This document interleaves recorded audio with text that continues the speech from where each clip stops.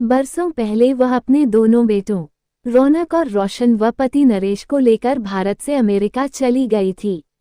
नरेश पास ही बैठे धीरे धीरे निशा के हाथों को सहला रहे थे।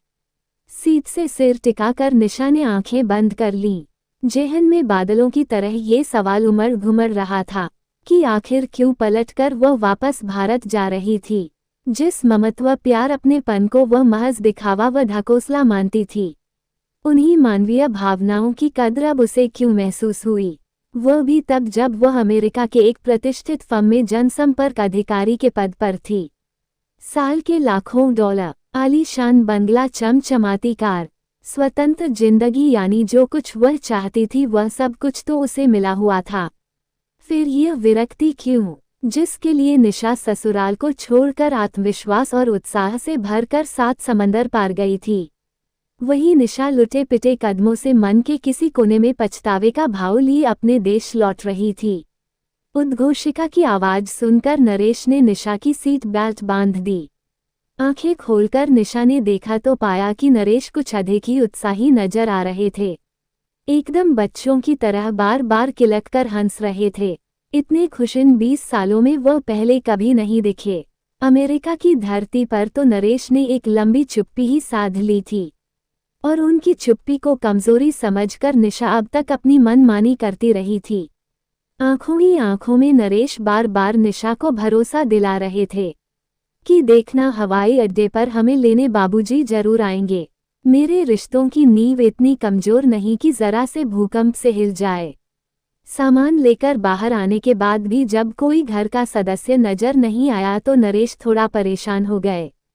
पर तभी पीछे से आवाज आई, मुन्ना।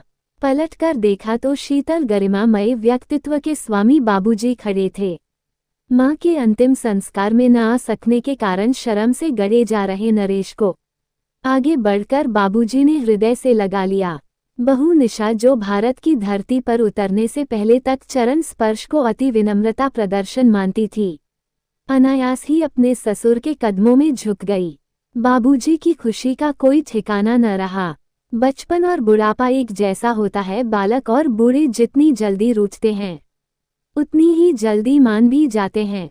बाबूजी से स्नेह पाते ही निशा और नरेश दोनों की आंखों से अविरल आंसू बहने लगे और एक पिता के रूप में चौधरी निरंजन दास की अनुभवी आंखें ताड़ गईं कि दाल में जरूर कहीं कुछ काला है, पर वो ये सोचकर खामोश रहे कि बच्चे कितने भी बड़े क्यों न हो जाएं, माँ बाप की गोद में अपने को हमेशा महफूज समझते हैं।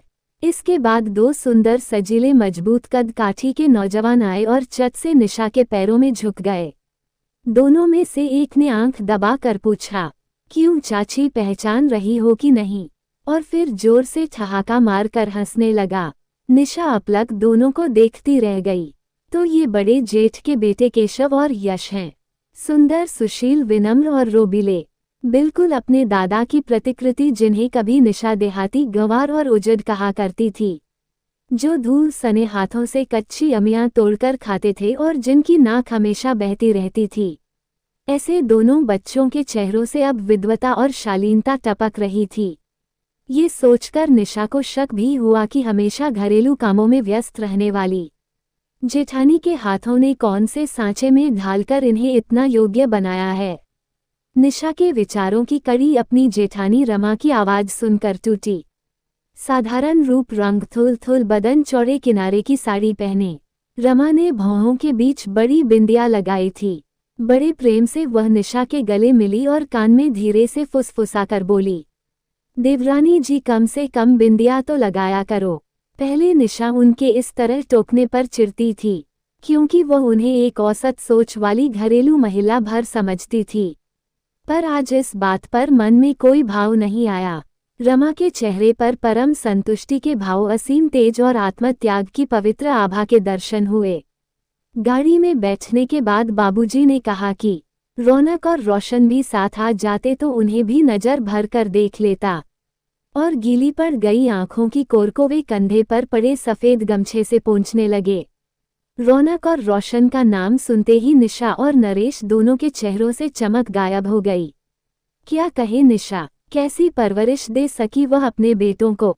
एक आज फ्लोरिडा की जेल में बंद है तो दूसरा आज़ाद जिंदगी के फैशन की तर्ज पर किसी पैसे वाली अमेरिकी महिला के साथ होटल में रह रहा है। किस गर्व से अभिमानित होकर वो अपने दोनों बेटों को ससुराल के सामने रखती और कहती कि देखो तुम लोगों से दूर ले जाकर उस नई दुनिया का नवीन चलन अपनाकर किस कदर मैंने इनकी जिंदगी संवारी है। गाड़ी रुकी तो देखा ससुराल आ गई थी। पुरखों की हवेली 2 हिस्सों में बांट दी गई थी। अंदर कदम रखते ही निशा ने देखा सामने सास की बड़ी तस्वीर टंगी थी। तस्वीर पर चढ़ाए ताजे फूल इस बात के गवाह थे कि उनके प्रति घर में रहने वालों की संवेदनाएं अभी बसी नहीं हुई थीं। अतीत के चलचित्र परत दर परत निशा के सामने खुलने लगे।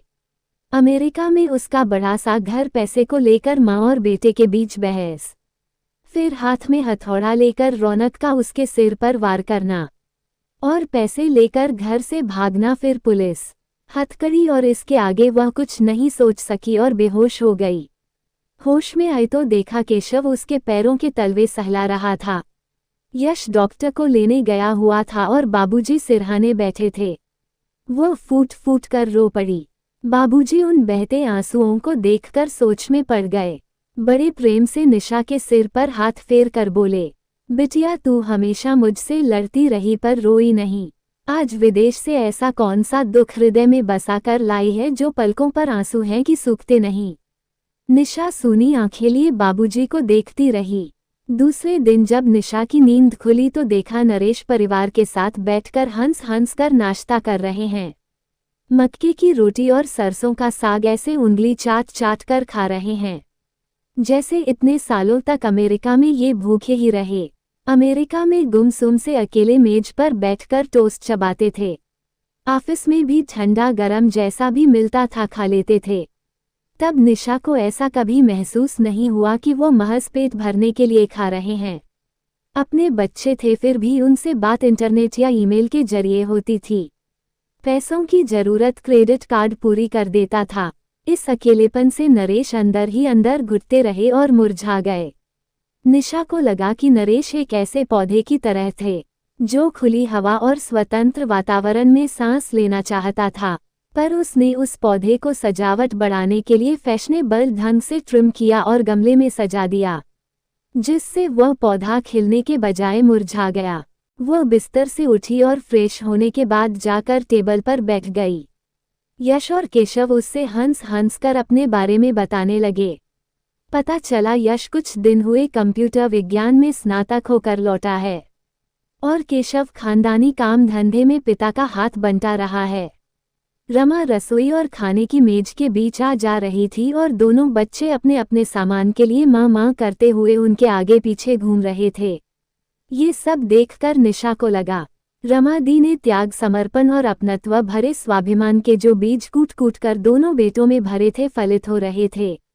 वहीं निशा ने अपने दोनों बेटों रौनक और रोशन में भर दिया था। अहंकार से भरा लबालब आत्मा अभिमान, किसी भी वस्तु को अपनी शर्तों पर पा लेने की लालसा, चाहे कुछ भी दांव पर लग जाए। अमेरिका के एक बहुत बड़े फर्म की जनसंपर्क अधिकारी भारत की एक साधारण सी गृहस्थ महिला से तीव्र ईर्ष्या का अनुभव करने लगी। रमा दी को एक बड़ी सी तश्तरी में बाबूजी के लिए गुड़, चना और दूध का गिलास रख ले जाते हुए निशा ने देखा। धीरे धीरे कलेवा लेते हुए ससुर और बहू आज के राजनीतिक, सामाजिक और वैज्ञानिक मामलों पर चर्चा कर रहे थे। निशा ने रमा को इस बात के लिए कभी चिंतित व असुरक्षित नहीं देखा कि इस अटूट निष्ठा का उसे कैसा प्रतिफल या प्रतिदान मिलेगा, जबकि वो खुद इतनी असुरक्षित थी कि हर पल उसे अपने किए गए हर काम का सीधा सीधा फल मिलना बहुत जरूरी था। निशा व नरेश को अब पूरी तरह से एहसास हो गया कि अंग्रेजियत का लबादा उड़े।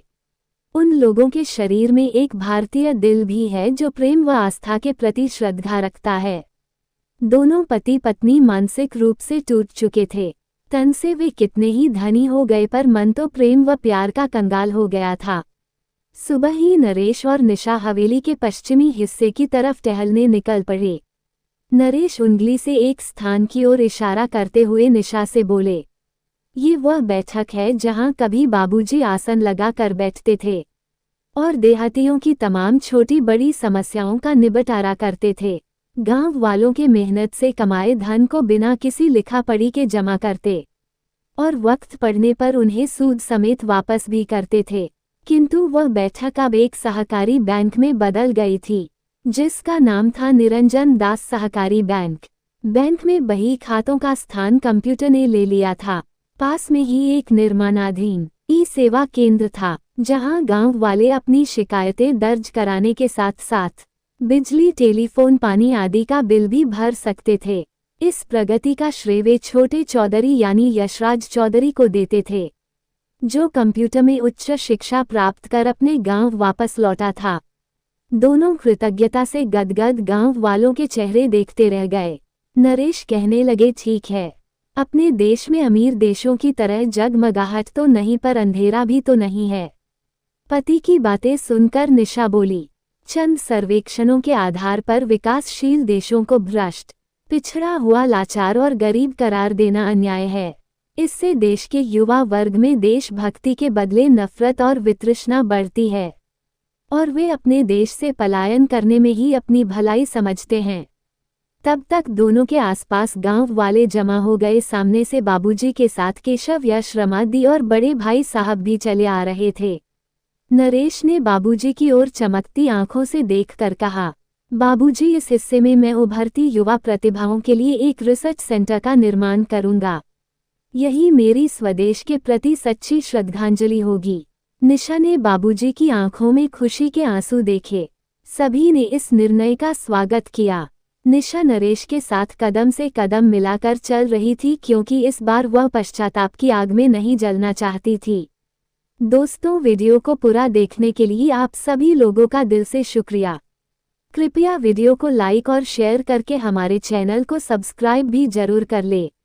धन्यवाद।